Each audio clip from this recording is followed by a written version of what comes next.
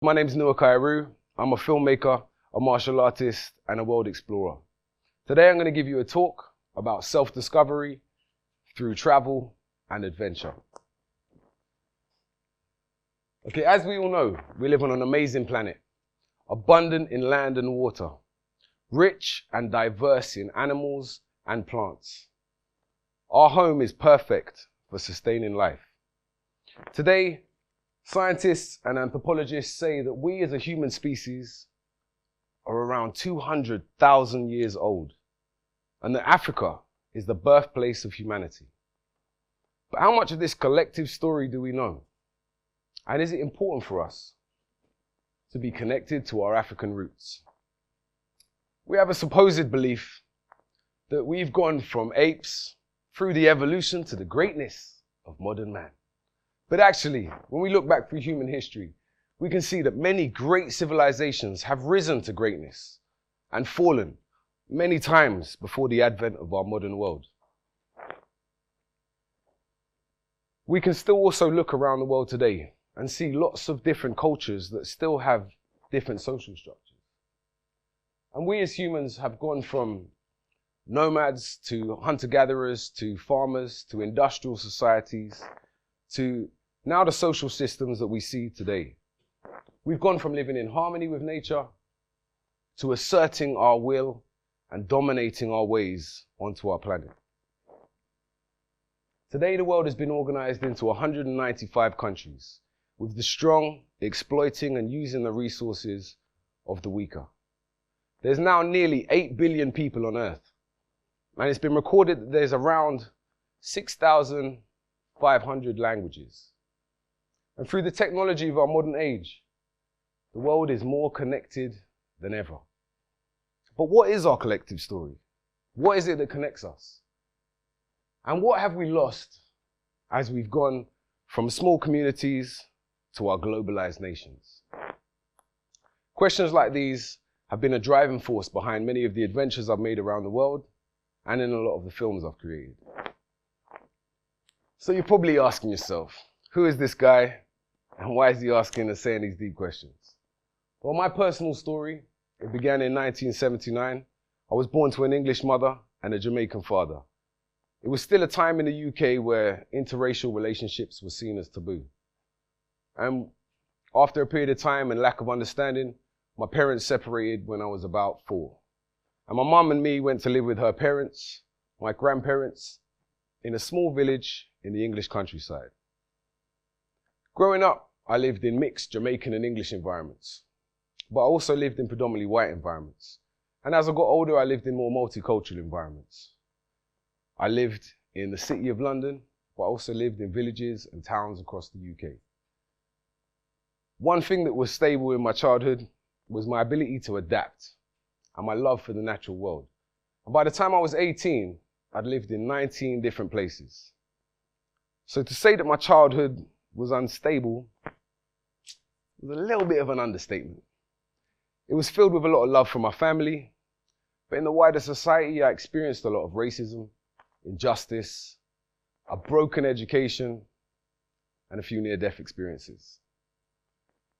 Luckily, in my teens, I got into studying the art or the martial art of Muay Thai. And this really started to strengthen my will and develop my character. It taught me the benefits that come from hard training. And it also gave me the survival skills to know how to evade, how to block, and how to counter life's challenges. Unfortunately, when I was 18, my dad died of cancer. He taught me a lot of good things when I was a child, like how to ride a bike and how to swim. But in my teens, we didn't really have a lot of contact. So around this time, I was really trying to figure out, how the hell do you be a man? And I was trying to seek identity in the world around me.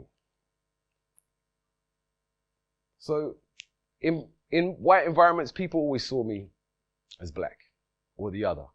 In mixed environments, people saw me as mixed or black. And in black environments, people saw me as black or sometimes not black enough.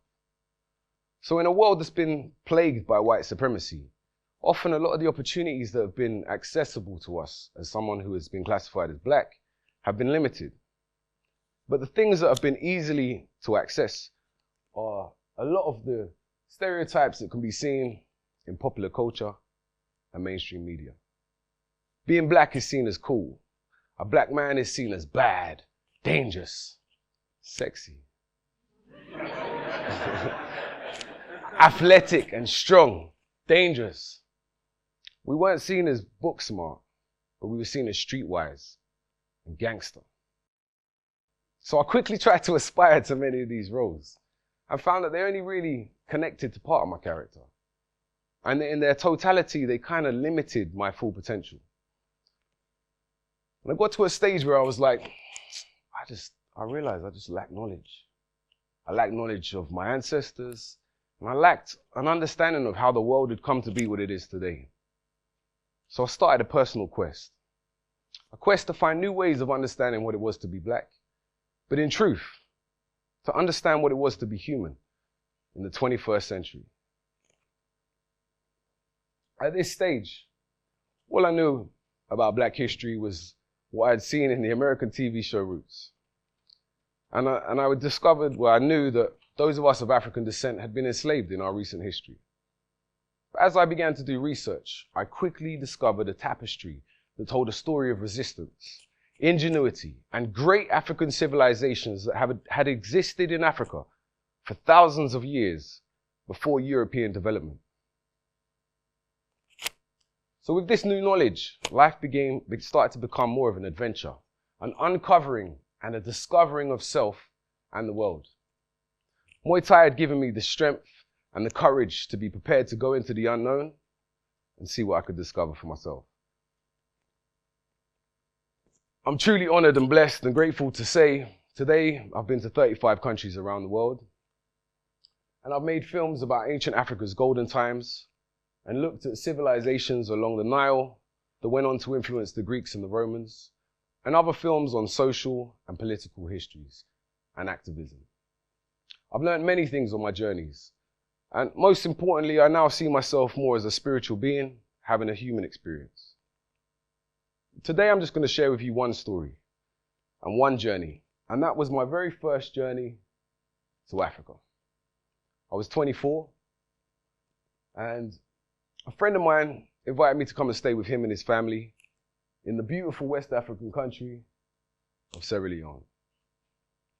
Now, I looked up the history online, and I discovered that it had been set up by the British and freed African Americans who had fought for Britain during the American War of Independence. And I thought, wow, I didn't know that anyone enslaved in America had ever returned to Africa. I thought this would be an interesting story to share with other people. So I asked another friend of mine. I had no idea about making films. Like, what do I need to do to make a documentary? And he gave me a long list that started with research. So I spent 3 months in the British National Archives, reading ship's logs and Admiralty reports, and really learning about Britain's history and Britain's involvement in West Africa and Sierra Leone. And then I put a small team together,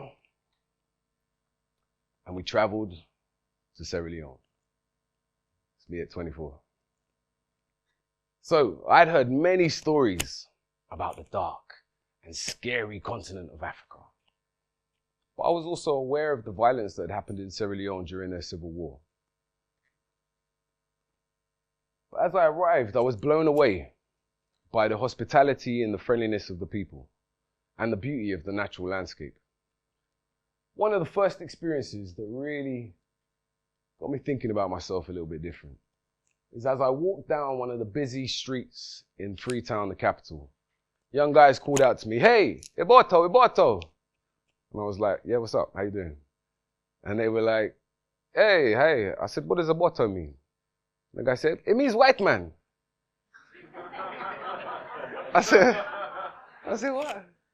I was shocked. And I looked at myself, I said, "But I'm brown, and you're brown." And he just looked at me and laughed. But it really got me thinking, maybe skin color doesn't actually define race. So I started to do a bit more research.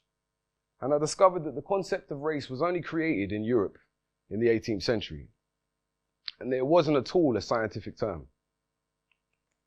As we know now, Africa is the foundation of humanity, and cultures thrived there for a long period of time. And then as these Africans started to spread out around the world into Europe and Asia and the Americas, people only changed in their look due to environment, food, and the intermixing of different genes. And this kind of discovery started to show me our interconnection a lot more.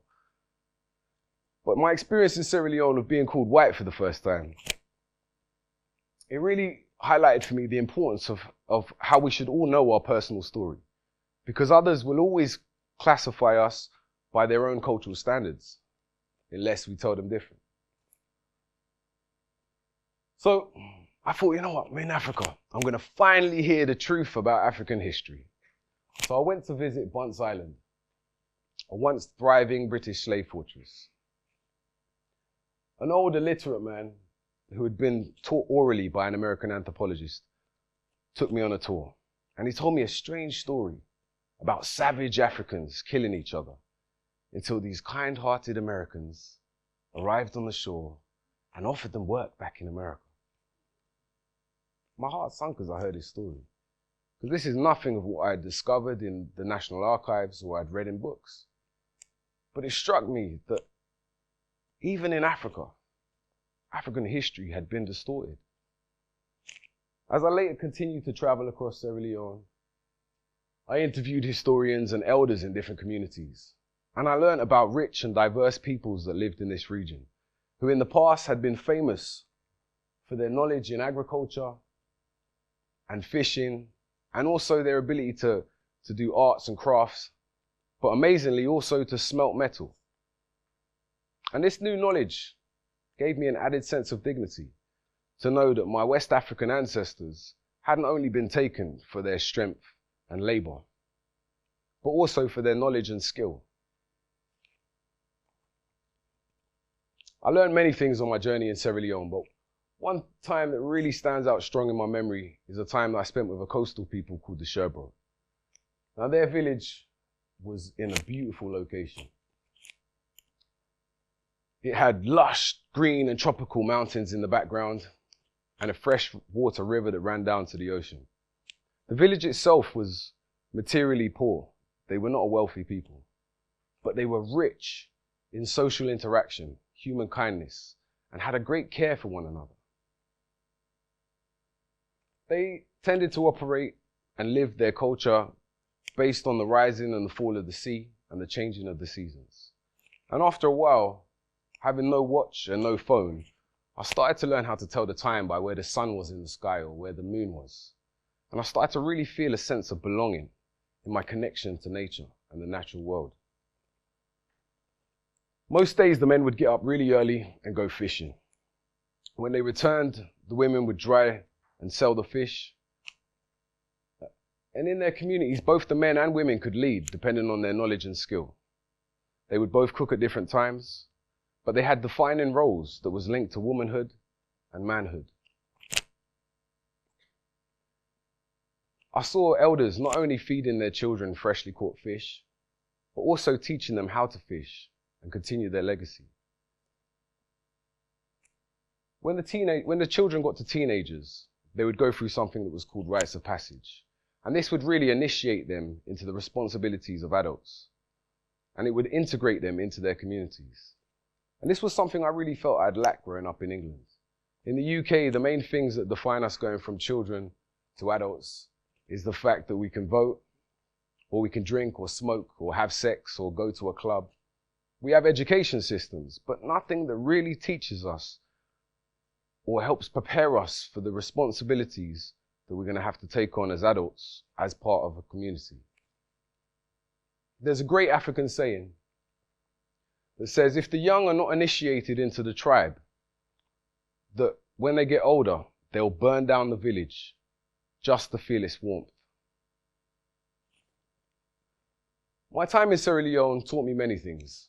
Most importantly, it gave me new examples of manhood. It allowed me to connect more with the natural world, and it showed me some of the positive contributions that Africans have made to the modern world. knowing now that Africa is the cradle of humanity, culture, and civilization, this journey really helped me to connect more with our African roots. Today, I've obviously traveled much more. I made my first documentary after this journey called The Lion Mountains, a journey through Sierra Leone's history. And it became a catalyst for me to go on many other journeys around the world.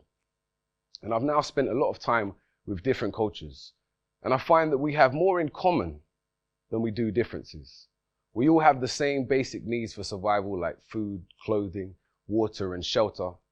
Also the emotional needs of love, connection, growth, and having meaning and purpose in our lives.